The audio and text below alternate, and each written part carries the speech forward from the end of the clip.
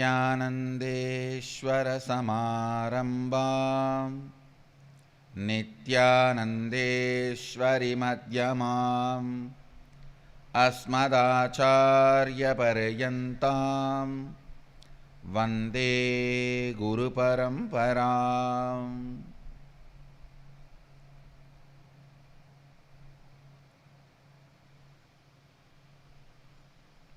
I welcome all the devotees, disciples, visitors, viewers, Sarvajñapita Yajamans, Srimahans, Mahants, Kotaris, Tanedars, everyone who are sitting with us through Nityananda TV, Facebook Live, YouTube Live, two-way video conferencing, having Nayana Diksha all over the world. Let me enter into the third and fourth verse of the Kena-Upanishad, which I was talking yesterday.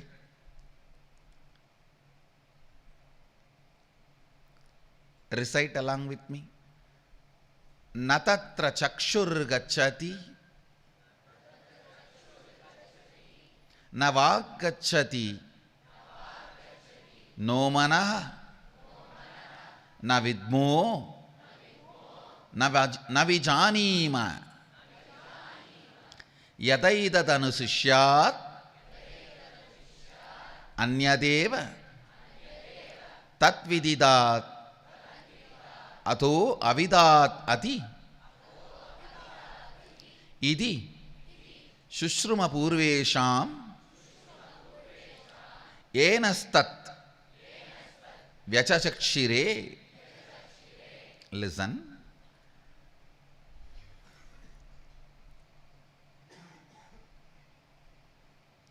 The literal translation of the verse, there the eyes goes not, the speech goes not, nor the mind and intellect. We do not know, we do not understand how that reality, consciousness can be taught. It is distinct from the known.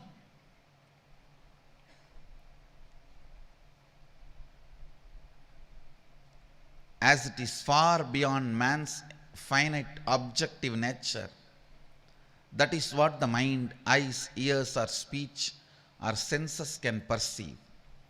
And it is beyond the unknown, as it can be known by man's divine infinite subjective nature. Thus we have heard from the ancient masters who revealed and explained that to us. Please understand,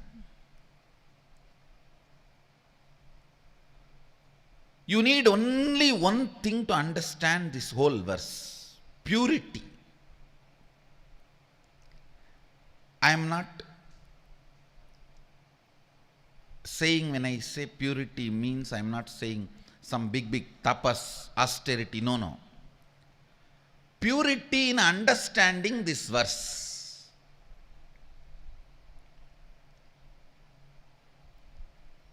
Anything which you can see, which you can visualize, is not the ultimate. Anything which you can speak or which you can verbalize internally is not ultimate. Anything which you can conceptually explain or think through is not that ultimate. Listen carefully. Human mind's greed to grasp everything and bring it under our frame should be sacrificed when it comes to the ultimate. That is where authentic experience happens. Please listen.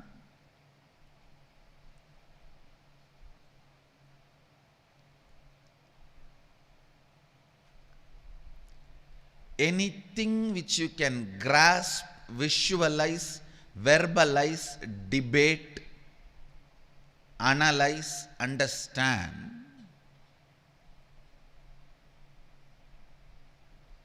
cannot be the ultimate. I just wanted to remind you the lesson I got from Swami Vairagyananda, which I was sharing yesterday.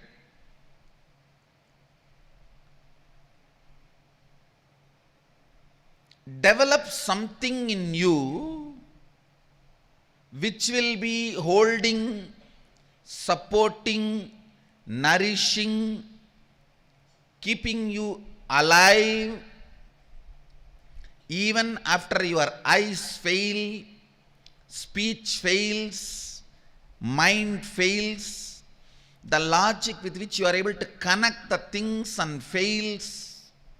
Listen, when your sugar level goes low, your visualization capacity will collapse. Same way, if your insulin level goes high, your fantasies will just take over you. You do not know what is reality and what is fantasy. If your salt level goes low, your verbalization will lose its power. You will not be able to connect and see. There will be a time in your life while you are leaving the body or after you left the body, all this will not be functioning, will not be useful for you. Develop something which will be useful for you at that time, where all this will not be functioning for you. That which will continue to be alive in you, even when all these things are not functioning anymore. That is what I call the goal of life, Nirvikalpa Samadhi, space of Sada Shivoham. Understand? Even when I say the word Sada Shivoham, don't think you understand something. If you think you can grasp that word Sadashiva, it is not Sadashiva. Actually, if you read the original Kashmiri Shaivite text and the Adi Shaiva text, which Sadashiva himself has spoken. Now I am doing a work collecting the complete works of Sadashiva. Whatever book available in the name of Sadashiva, Nilakanta, Mahadeva, Bhairava, collecting everything and consciously scanning and organizing complete works of Sadashiva. Anything directly he delivered, if you read, you will understand the definition of Sadashiva, you can never grasp. It is again, natatra chakshur gacchati, navag gacchati, no manaha, navidmo, navejanimaha, yadaidadanusishyat. Please understand, the Upanishads should be heard only from an enlightened being. Only then the purity will be retained. And the beauty of Upanishad is, if the person who is talking, if he is retaining the purity and you are retaining the purity of the listening, you are done. Nothing more needs to be done. You are done, because Shravana becomes Nididhyasana.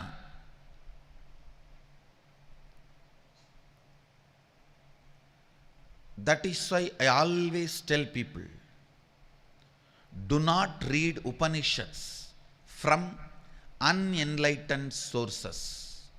See, there are many people who provide alternative readings. Max Muller is a criminal. Forget about him. He is an intellectual criminal. He did what he did only to abuse Hinduism. Forget him. But in the modern day, many people are trying to provide alternative readings. Never read Upanishadic truths from their alternative reading, the alternative styles. Please understand, as long as they do not touch our Shruti, I don't mind what they are doing. But they have no right to give an alternative reading style for our Shruti. See, if they try to give an alternative reading for Rama, Krishna, all that, I am not accepting what they are doing, but I don't mind, it's okay.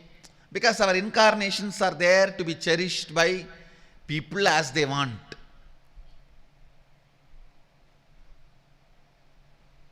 Each one for their taste, for their mental setup, they will cherish, they will give their style of interpretation. But no one has right to give alternative style of reading or understanding when it comes to Shrutis, Upanishads. Please understand, because this is the core of our life. See, there are two methods atomic energy is generated. One, trying to put both two atoms, hit both of them, merge both of them, and manifest energy. Another one, try to break one atom, and then the energy starts exploding, manifesting. See, these yogic methods are all where two atoms are, where they are trying to put two atoms unite.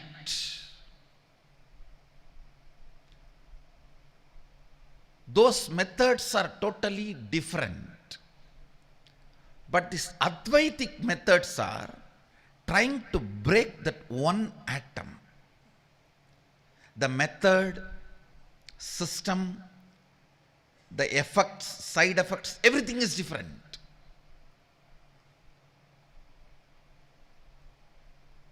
These Advaitic, pure Shruti literatures should not be commented, interpreted. The alternative reading styles, thought currents on these Upanishads should not be tolerated. Not only that, please do not read Upanishads from unenlightened sources. Because the second verse of the Kenopanishad, if you see the second verse of the Kenopanishad,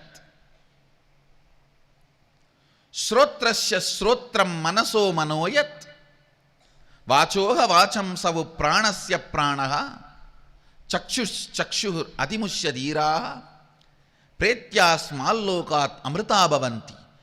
The verse, the whole verse is not at all pointing to somebody, something. It is only intensifying your pure questioning. It's a method of breaking one atom, opening up one atom and manifesting the energy. It is not a method of trying to put two atoms together, hit them, try to unite them and manifesting the energy. No. Please understand. If something is defined and you are asked to move towards that, it is putting two atoms together, hitting both the atoms and manifesting energy. That's the method of yoga. But if you are breaking one atom and making the energy manifest, that is method of the Shuddha Advaita, the Advaita. See, when it comes to incarnations, avatars, Rama, Krishna,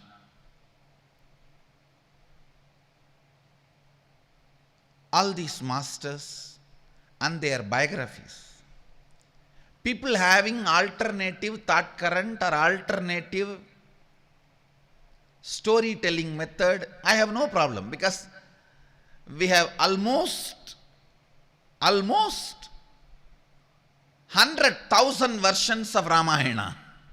That's the way we cherish Rama. But this modern day alternative reading style interpreters should not be touching the core concepts of Hinduism. They should not try to become authority on Shruti. The danger is, in the modern day, people don't know what is Shruti, what is Smriti. So all these alternative thought reading providers, all of them are trying to play with the Smriti itself, with the original source text itself. That is where the whole problem starts. The other day I was reading one of these alternative style guys. He is very comfortably interpreting the Kena second verse as if it is declaring consciousness. And he is using this verse even to define consciousness. No. The second verse, nowhere it uses the word, any word which even can be remotely translated as consciousness. Shrotrasya shrotram, manaso manoyat, vachoha vacham, savu pranasya pranaha, chakshush chakshu, atimushya dhiraha, pretya smallokat amrita bhavanti. Over. Nowhere even a word exists which can be remotely translated as consciousness. But very comfortably, these so-called modern day interpreters go on translating this verse adding the word consciousness. Consciousness is the year of the year. They go on adding everything they want. Understand the beauty? Here in this verse, I need to explain one more thing. In English, only singular and plural. In Sanskrit, it is not. Singular, dual, plural. So this verse, second verse, when it comes to Shrotra, ear, dual is used. When it comes to mana, singular is used. When it comes to vacha, singular is used. When it comes to chakshu, plural is used. Means 3 eyes, not 2. Understand? When it comes to ears, dual is used. When it comes to manas, singular word is used. When it comes to vak, singular word is used. When it comes to prana, singular word is used. When it comes to chakshu, plural word is used. More than 2. Not 2. More than 2. Means 3. Or more than 2. Our masters were in high conscious frequency. Even in their poetry, they do not miss what they are trying to convey. So when they have not used the word which can even be remotely translated as consciousness, and if you insert that word into this verse, the whole thing is collapsed. This modern day alternative reading style, writers, authors, as long as they keep their border, they just play with the incarnations. I will not accept, but I will not bother about them. Okay, it's okay, a dramatized version, a portrait. Portrait is the artistic expression. But if they try to become authority on the original science, Shruti, then something seriously wrong. Then they are trying to subvert. They are not trying to support, they are only subverting. Do not read these great truths from the people who are interested in subverting and not supporting. That is what I call maintaining your purity. Not reading from the unenlightened sources is what I mean by the word purity. Fortunately, that personal moment of listening to Vairagyananda Swami, the fortune of listening to Vairagyananda Swami, where he says, Koka, my eyes have failed, but I do not have problem because I never built myself on something which my eyes can see or cherish through visualization. If you meditated on certain form your whole life, visualizing, when your eyes fail, you will fall into depression because what you meditated will not be there. You will not be able to hold that in your inner space. Understand, do not meditate on any form which can be seen or visualized by your eyes. All visualizing meditations can be initial entertainment, theology light. Okay, just to have little celebration, excitement, inspiration, to start your journey. Wow, this God looks so beautiful. And you may be wondering, a person who is all the time making huge deities and putting tons of jewels on it and worshipping, he is telling don't meditate on a form. Understand?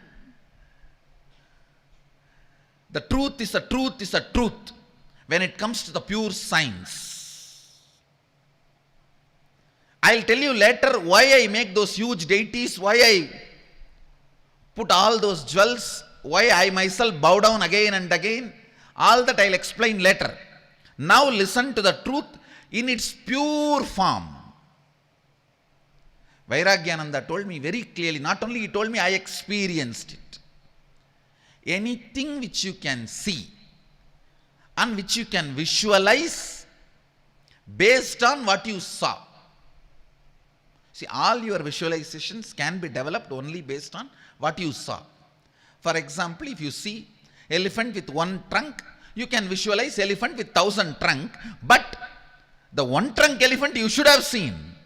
So all your visualizations are nothing but expansion of what you already saw. So when your chakshu fails, and it will fail at one point of your life. Either before you leave the body or around the time you are leaving the body, it will fail. That time, you will fall into depression, you will fall into emptiness, you will fall into abyss. If you have built your whole personality on visualization, no. Same way, if you have built your personality only on verbalization, means on some ideas, concepts, speaking or internally verbalizing, even if it is a great mantra, when the verbalization fails, you will fall into depression. No.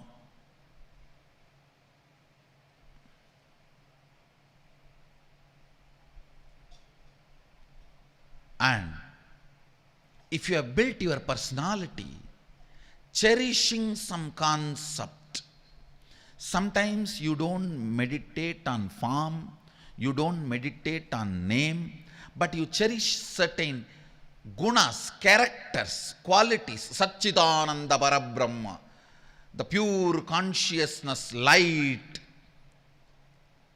intelligence, bliss, all these concepts, your cognitions, even if you contemplate and meditate and build your personality on that, when your ability to connect, when your intellect fails, you will fall into depression, because your intellect also will fail before you leave the body, before you die.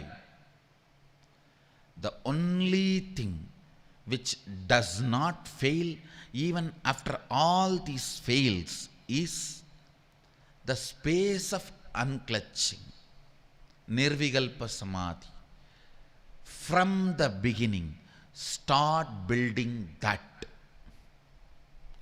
More and more time, energy, life should be spent by every individual to build that safe chamber in your inner space where unclutching is experienced, where complete completion is experienced, where perpetual completion is experienced, where Sahaja Samadhi is experienced, where Nirvikalpa Samadhi becomes your personal reality. Understand? Only the space which cannot be visualized, which does not need to be remembered, which cannot be remembered, which cannot be verbalized, is your safe chamber. Only that is the essence of life. Understand? This is the most important lesson I got from Vairagyananda Swami. Not what you left matters, how you left matters. Not what you left when you leave, but how you left matters. Ramakrishna says beautifully, if you are going to a new place, first find a lodge, put all your luggage, then go around and enjoy the whole place, because you know you can always come back and you have a safe place in the night.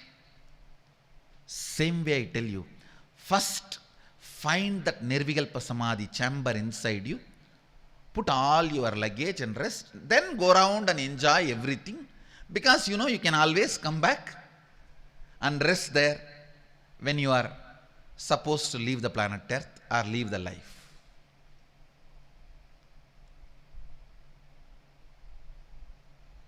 The moment you add the word consciousness into this verse, the whole corruption starts. Then it is no more pure questioning. Then what happens? You start visualizing. Consciousness means, wow, shining like 1,000 sun. 1,000 sun too hot. I should add little cool. 1,000 moon and 1,000 sun put together. You go on making that into a visualization exercise. No. The pure questioning need to be retained as pure questioning when it comes to creating the Nirvikalpa Samadhi in your system. Understand? One more thing. From this truth of Nirvikalpa Samadhi, if you operate, the powers manifest in you is Shaktis. It is like breaking the atom and powers manifesting. But in the yoga method, where there is a definite visualization and definite identity about you, these both are made to merge. When they both hit each other, the energies expressed are siddhis. That whole science is different. This whole science is different.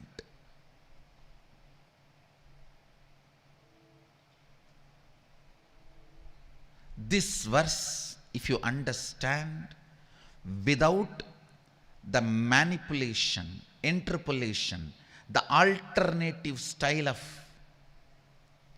reading, without adding the idea of consciousness into it, because nowhere the verse even remotely as a word, nowhere this verse has a word which can be even remotely translated as consciousness. No.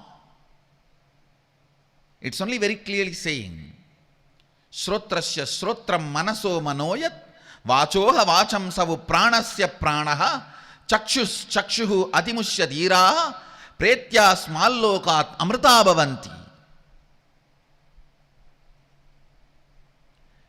If you retain the purity of this verse, you will understand the answer which Upanishad is trying to give through this verse is pure questioning.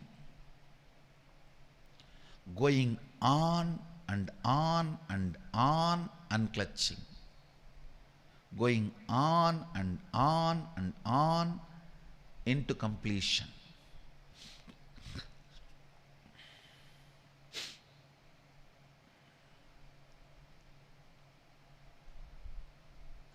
Nirvikalpa Samadhi is not verb, it's a noun. Understand? It is not action, it is a space.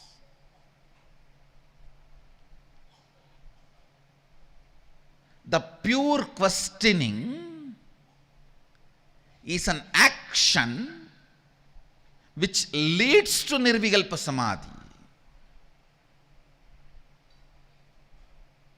which is not action, which is the pure space. But any visualization is a verb, action. You need to go on holding it, maintaining it, retaining it, supporting it. If something need to be supported, it cannot be Nirvikalpa Samadhi.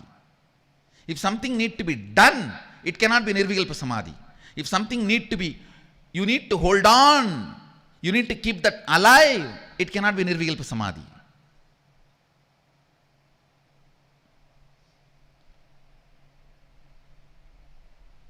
Retaining the purity of your listening and from whom you are taking the lesson is most important when it comes to understanding the pure science. I tell you, just few days I spent with Vairagyananda Swami, clarified very clearly, experientially to me.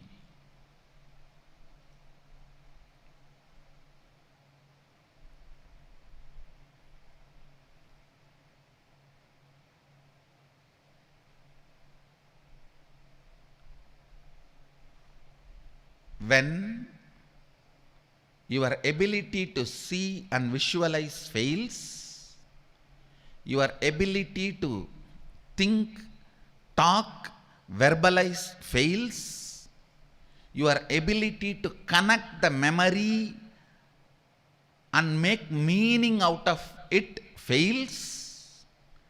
When all these fails, what can hold you?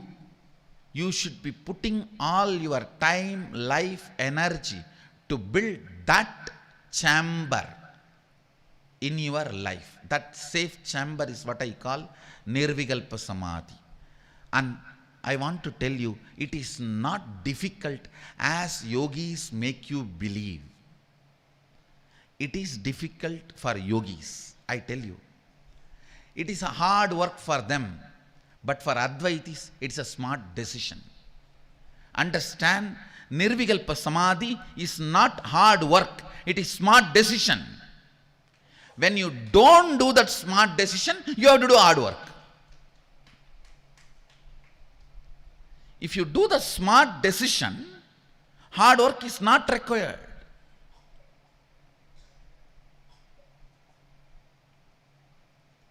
It is as simple as try to fast for 1 or 2 days. When your body gets dehydrated, continuously try to be unclutching, try to be completing, and go on to the source. Actually, 1 or 2 days of fasting, when I say fasting, not only no food, no TV, no visualization, feeding inside, no iPad, no Facebook, nothing. All 5 senses, just fast for 1 or 2 days. When you feel dehydrated, those moments, go on doing that smart decision of unclutching, unclutching, unclutching, completion, completion, completion, without holding on to anything. Sometimes even the great fantasy of your Ishta Devata will appear. Don't hold on, don't support. Sometimes even my form will appear. Don't hold on, don't support.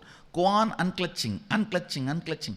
Just do this smart decision. In 2-3 days, you will catch a glimpse of how your organs and intra-organs will fail when you leave the body. That will make you take smart decision. Smart decision is Advaita, hard work is yoga. Understand? When people can't do smart decision, they have to do hard work.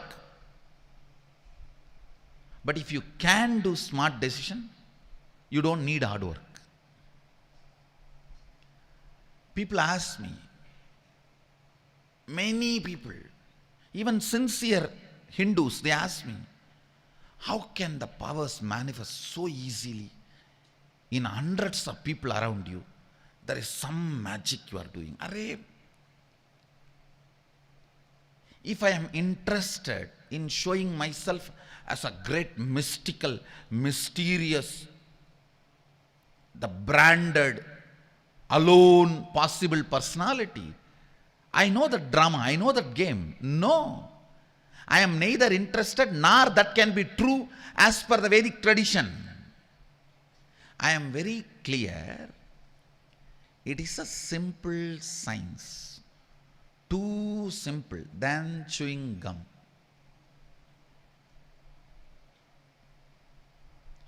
Just like how you chew your gum, chew this concept of unclutching while your body is getting dehydrated. When you fast, all 5 senses, don't eat, you can drink water,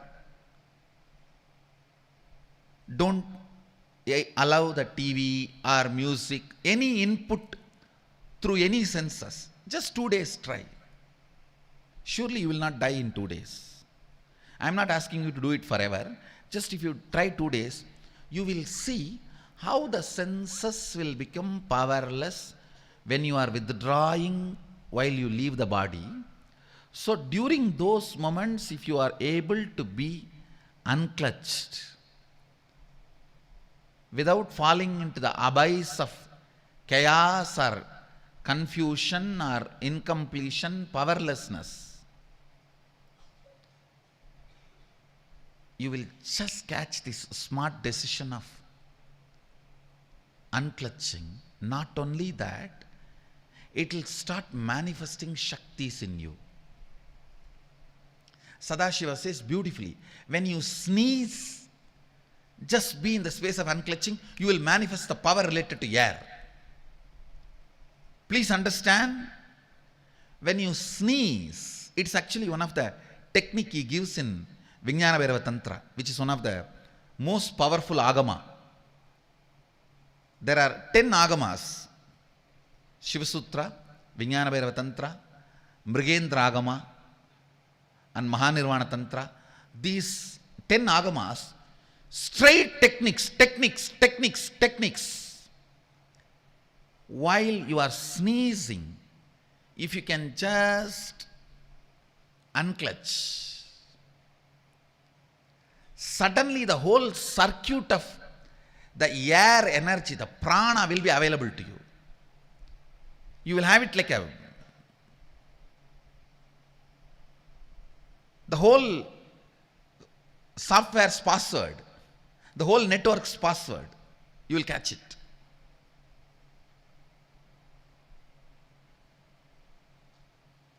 Even if you have taken 2-3 smart decisions in your life, see, all the techniques of Sadashiva is smart decision. All techniques of yoga is hard work. That is why even yoga, you should learn from Sadashiva.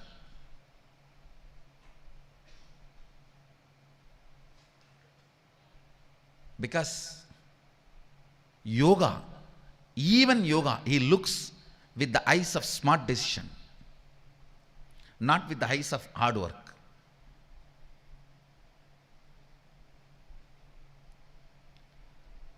This major 10 agamas, Rudrayamala, Mahanirvana, Kularnava, Kamika, Mrigendra, Vijnana Bhairava.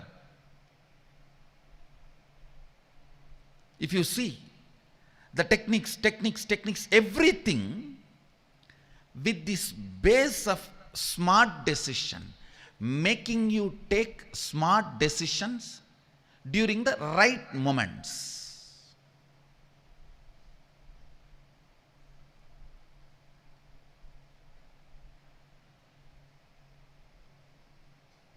This whole 3rd and 4th verse of Kenopanishad, the 3rd and 4th verse of the Kenopanishad, na tatra chakshur gacchati, na vak gacchati, no manaha, na vidmo, na vijanimaha, yadaidat anusishyat, anyadeva, tat viditat, ato aviditat iti, idi shushruma purvesham yenastat vyachachakshire. It's simply a smart decision, not at all hard work. But if you translate this verse, as this alternative reading guys are translating, trying to use this verse to give an answer,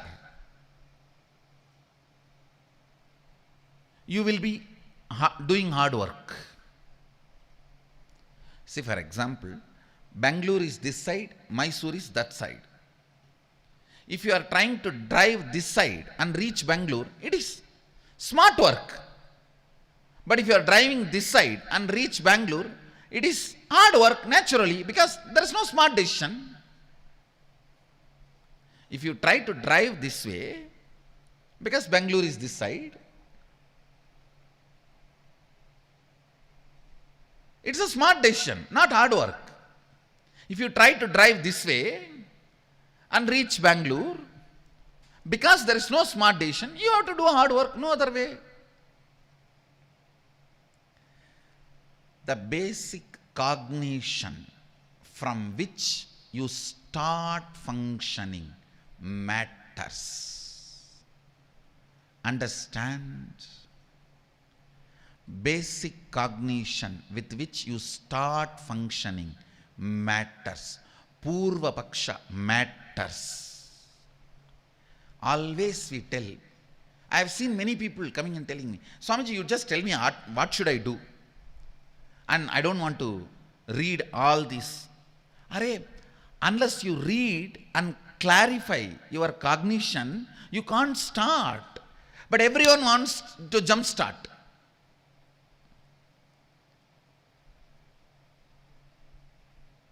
Just the jump starting,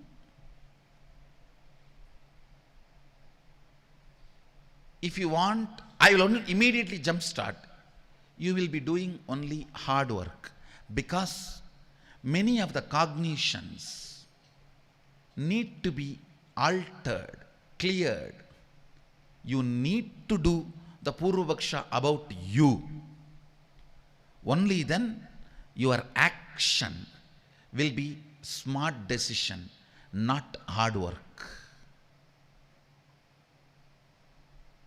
Only then it will be smart decision, not hard work.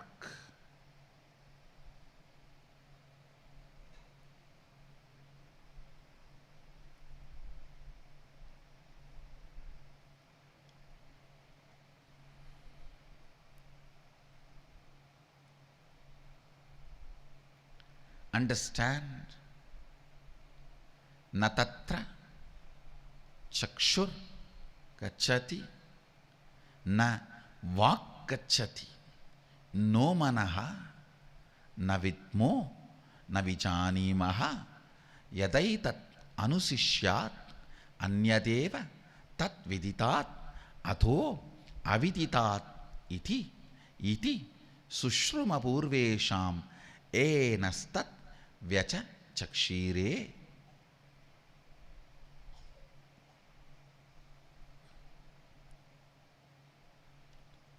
Let the whole effort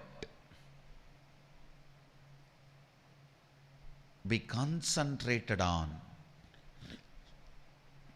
developing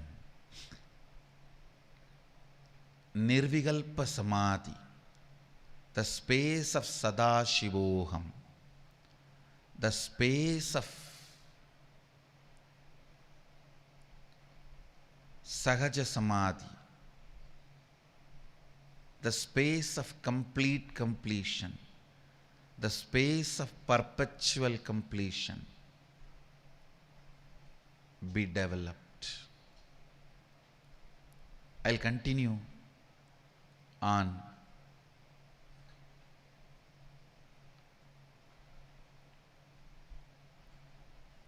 the details,